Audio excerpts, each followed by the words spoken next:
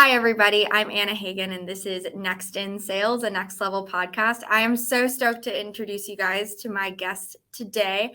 Today, I have with me Kevin O'Connell, who is the Global Vice President of Sales at Seismic.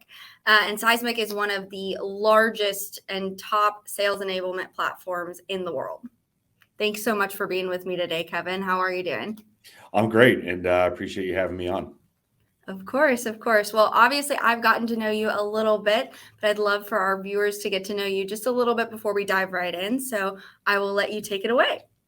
Sure, yeah. I mean, as you said, I'm currently working as a VP of Global Sales here at Seismic. I've been here for about 3-4 months at this point. It's, I was thinking about it as I started my run here. This is the 5th company I've worked at in my career, spanning about 25 years, which is frighteningly how quick that went by. But, I've always been in tech and different, 5 distinctly different sectors of tech, which I think is pretty interesting. It's certainly given me a pretty broad view of the tech industry. But, in the last, say, 12 years, the SaaS community, which has really emerged, as what we kind of know tech to be. Prior to that, it's like, I joke, it's like the half of my career I don't love to sort of refer to or ignore, in the sense that it was all hardware sales, and that's really been fully commoditized at this point, more or less. So I would consider myself fortunate that I've kind of been able to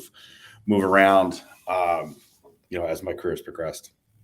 Awesome. Well, again, super excited to have you today. So why don't we just dive right in? So one of my favorite questions that I love to ask is, when you've been in sales for as long as you've been in sales, obviously you've learned a ton of different lessons. So I'm curious, what is one thing that you wish that you had known at the beginning of your sales career, and when and how did you learn that lesson? Yeah, I mean, it's really, I think the one thing I wish I'd known or I had been better at straight away was not being afraid to ask tough questions. And what I mean by that, right, is, as a salesperson, you're engaged with a potential buyer, and, depending on everything else that you've got going on, in your book of business at the time, it's going to dictate how aggressively you pursue a particular sale, right? And what I mean by that is, junior sales reps tend to, when they open up a new opportunity or a new sales cycle, they're pursuing that with a lot of vigor. If they don't have a robust pipeline behind that, what I've seen people fall into traps, and I was guilty of this too early in my career, is, I'd have 1 or 2 deals I was working on as opposed to 5 or 6. So I would ask the customer the buying questions up to the point where I thought I was going to get, I might get an answer that I didn't want to hear, right? But that's not really doing the sales cycle, my business, my manager, my team, any justice. It's actually more of a disservice, in the sense that, if you don't ask those questions, you're not going to get true transparency from the customer and really understand, what's left in the buying process. Are you going to close the sale? When is it going to close? Things like that, right? Who needs to sign off on it? There's any number of questions that you can ask. And, what I learned from that, when I really thought about it, as sort of, thought about it over time, is, as I said, it kind of becomes a function of a lack of pipeline, right? Because if you're only working on 1 or 2 deals, you have a very small margin of error. So you want to be super conservative. Whereas if you've got a big pipeline, you can be a little more aggressive, a little more assertive, in your pursuit of the sale with the customer, because, hey, if this doesn't work, I can backfill it with, deal A, B, or deal C, whatever it may be, right? So I think it's having the I don't want to say the courage, but just having the confidence, I think, is a better way to put it, to ask the tough questions. And, if you can do that early in your career, I think that, you're going to do really well, really quickly. But I think, the underlying sort of driver there is making sure that you have the pipeline, right? That you're doing everything you can. You're doing all the prospecting and the cold calling and all the, not necessarily, not the most glamorous parts of the job, right? But doing the things that you need to do to make sure you're successful and that you can ask those questions. Absolutely. I think, I think it happens in sales. I think it happens in recruiting, is when you're afraid to push that one extra step because you're afraid of getting that no, sometimes you can do yourself and your company, your product, your client a disservice by not digging in deeper. So I really love that you brought that up. Yeah, it was something. It's interesting. About 15 years ago, I worked for somebody who had a quote that stuck with me. Selling begins at no, right? That's when when a customer tells you no, or maybe, or anything but yes, that's when you really know that you need to, step up the selling in the cycle, because you're not where you want to be yet, right? So that stuck with me as a function of this. This is a quote that I've just always have had in the back of my mind and share with any of the folks I work with. Absolutely.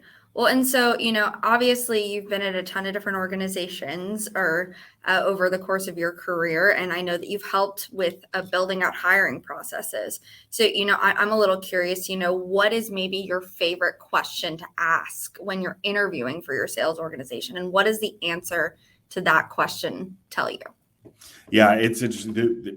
And I've not heard this a lot, but I've got some people who do ask this question. That is, I like to ask candidates, what do they do when they lose a deal? Like, I know what everybody does when they win a deal. They count their commission. Yeah. Hey, I'm going to do this. I'm going to do that. They feel great. But what I want to know, and I think what is a good sort of litmus test for somebody's character is, what do they do when they lose, right?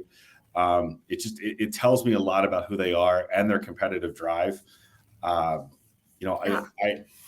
when I'm having this conversation with folks, I always tell them that, I hate losing more than I like winning. And I really, really like to win. Right. And I think everybody handles losing differently. But, once you get past the raw emotion of, coming in second place or not winning the deal, what is it you do that? And I feel like that defines you, in the sense that, are you the type of person that's going to point fingers, blame your product team, blame marketing, or are you going to look at it and say, okay, what could I have done differently here? Right. How could I have, gone, down, one road when I went down another? It's one of those things where I think if you take the time and really look at the choices that you made and the way that you pursued the sale that you didn't win, it's gonna surface some flaws, right, in your process. Yeah.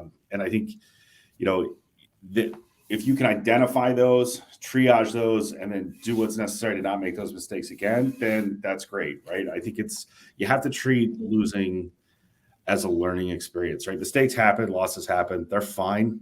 I tell people that all the time. I don't care if you make mistakes. I don't care if you lose. I want you to win. I don't want you to make mistakes. But if you make them and you lose from them, that's okay, right? So I think it's right. What I like to understand from people really is, what do they do in those moments when things are tough, right? I just think it's, that tells you a lot about somebody's character. Right. It sounds like a lot of what you're looking for is like, what level of resilience do you have? And like, how are you going to take this again, like you mentioned, as a learning experience, or are you going to sit and point fingers? Oh, well, it wasn't ever going to work out for this, or this reason. Or are you going to look back and say, okay, I could have done that better. I could have done that better. And, maybe I'll have a glass of wine tonight but tomorrow I'm going to go after it even harder. Yeah, exactly. That's exactly it. Well, and, speaking of maybe like lost deals and, again, like pushing through those no's, I've talked to so many people in sales. And one of the overarching themes that I've seen, especially from people who are starting out, is, it's really difficult to learn how to push through that rejection.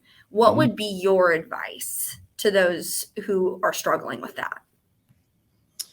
Yeah, I mean, it's sales is really, it's a numbers game, right? I kind of was talking about this earlier, right? Within the context of tough questions. And like, if you're doing all the basic blocking and tackling, that we'll just call prospecting, however it is you go about that, right?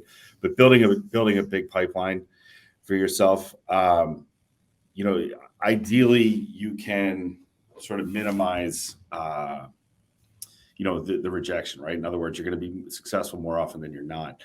One of the things I like to look for in people and salespeople are folks who were athletes, right? Played competitive sports at a really high level, because they just intuitively get, like, you're not going to win all the time, right? And you want to, but let's face it, it's that's not reality. But I think it's athletes have a very they're innately competitive, right? And sales really, I look at sales as a competition, and it's really, I played sports through college, and it was something that, that sort of competitive nature in me is what drew me to sales, in the sense that, like, you have to put in all these hours of preparation, to ultimately, Absolutely. have your success come down to, what happens in, a matter of minutes or hours within the context of the broader, the bigger picture, right? So I think that, if you are, facing a lot of rejection or dealing with a lot of rejection or losses or things like that, I think you need to kind of look in the mirror and say, okay, am I doing everything I can? Am I putting in all the hours? Go back to the beginning of the process. Like, how did I get here? Right? Am I doing enough there? Like, it's kind of like I was saying before with, the question I like to ask about, how you handle losses. It's really understanding how you got there. Right. But just knowing that, there's so much work that has to go into it. There's just such a, high volume of effort and work that needs to go into any successful sales campaign. Definitely. Well, and, I know that you've watched a ton of different people move into sales leadership. You obviously moved into sales leadership yourself, and have continued down that path. But I'm wondering, when it comes to those leadership positions, what is maybe the most common mistake that you've seen people make when making that move for the first time? Yeah, no, it's a great question. And I think it's to best describe it, it's the inability to let go, right? In the sense that, like, you've moved from a player role into a coach role. In all likelihood, there's some times where you're the quote unquote player coach role, but in most cases, you are moving on. You've been a successful sales, account manager, account executive, whatever you call it, right? A successful salesperson who's shown that, hey, I can run these sales cycles, successfully, and I want to move into a leadership role. I can handle that, take my career to the next step, however you want to think about that, right?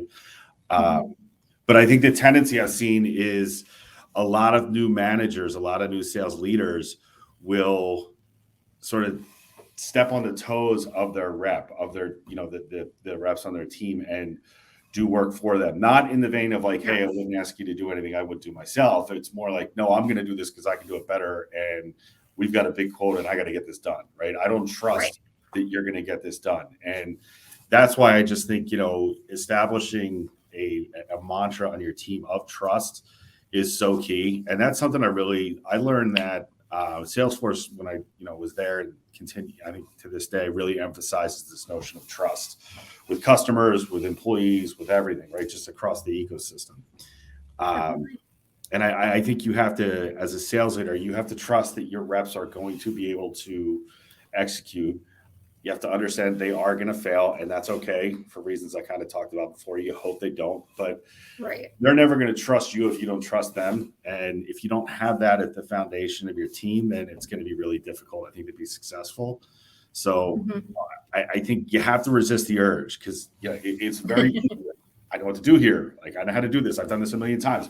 Here, get out of the way. I'll do this. Like, no, I think you have to let people do things on their own, learn and grow for themselves. Otherwise, you're not really being a leader, right? You're not helping anybody improve. Right. Well, and it's something we talk about like all the time here at Next Level, is like providing people the at bats to be able to like win or lose, because that's the only way that you're going to get better. That's the only way that you're going to learn. And when you've got maybe a manager who's going to step in every interaction and do everything for you, how are you ever going to level up on your skills? And how is that person ever going to effectively lead the team? Yeah, no, I agree. It's like I said, and I like the analogy he uses at bats. Like, I always tell folks, like, get on the phone and start calling customers, especially when you're new to a role, right? Or you're new to a team. Yeah. It's like, to use a baseball analogy, it's like spring training.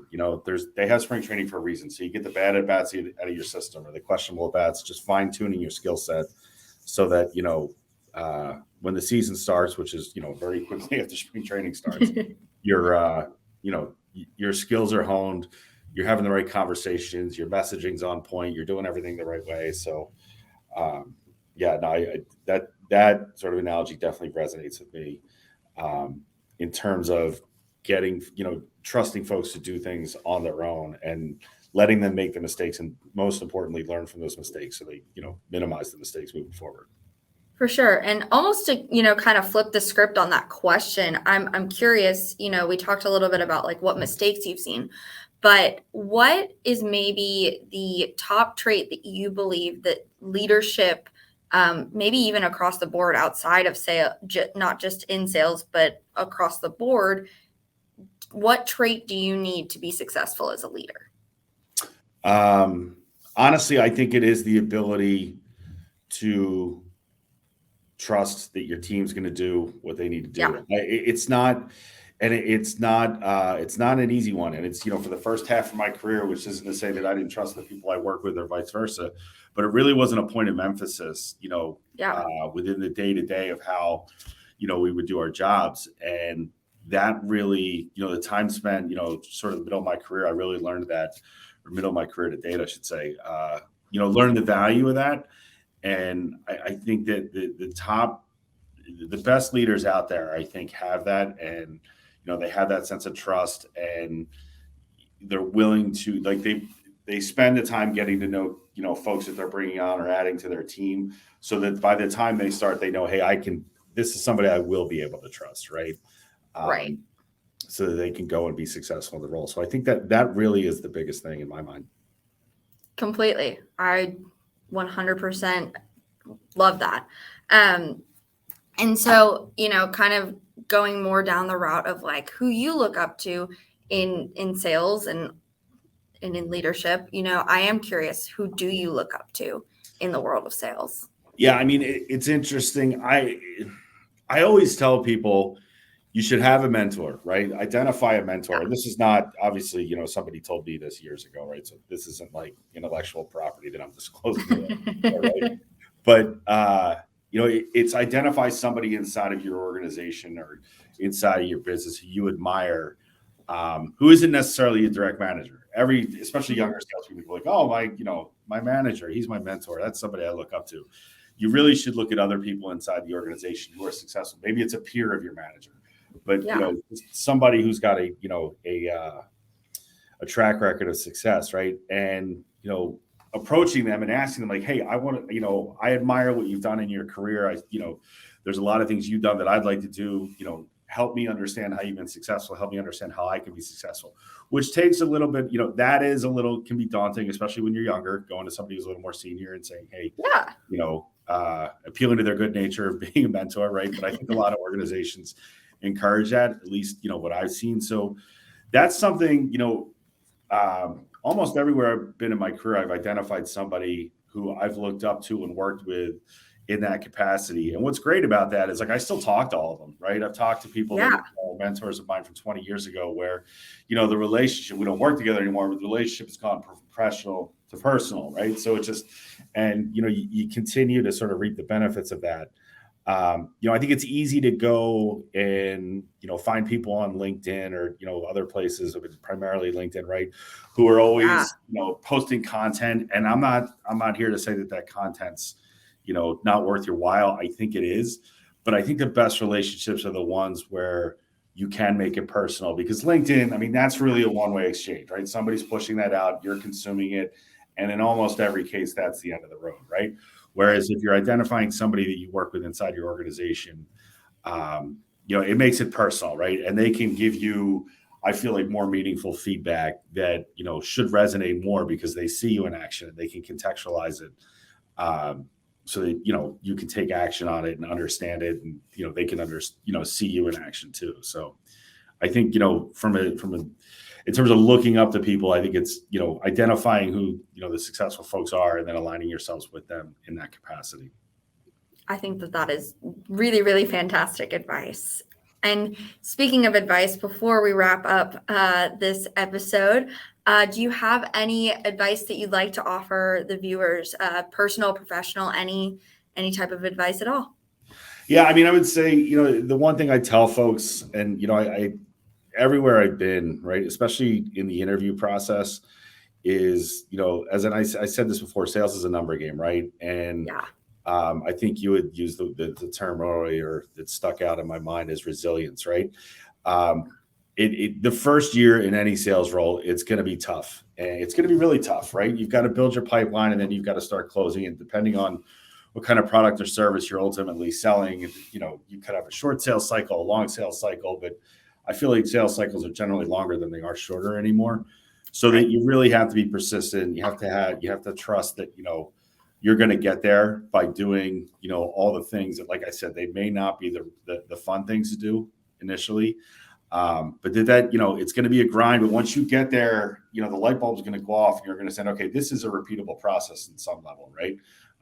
Every sales cycle is different and it has its own nuances, but how you got, that customer interested, like all that work, you figure out how to do that and it just kind of becomes second nature. So I think if you're willing to put in the work, you're super persistent and resilient, as you said, I think that will ultimately, yield a lot of success for you in any sales role. Definitely. Well, thank you so much again, Kevin, for coming on the podcast today. I've loved having you on. And again, everybody, this is Nxt In Sales, a next level podcast. If you liked what Kevin or I had to say today, I would encourage for you to like, comment, subscribe, share this with your network or anyone that you feel could benefit from this. And again, I'm Anna Hagan, and I will see you next week.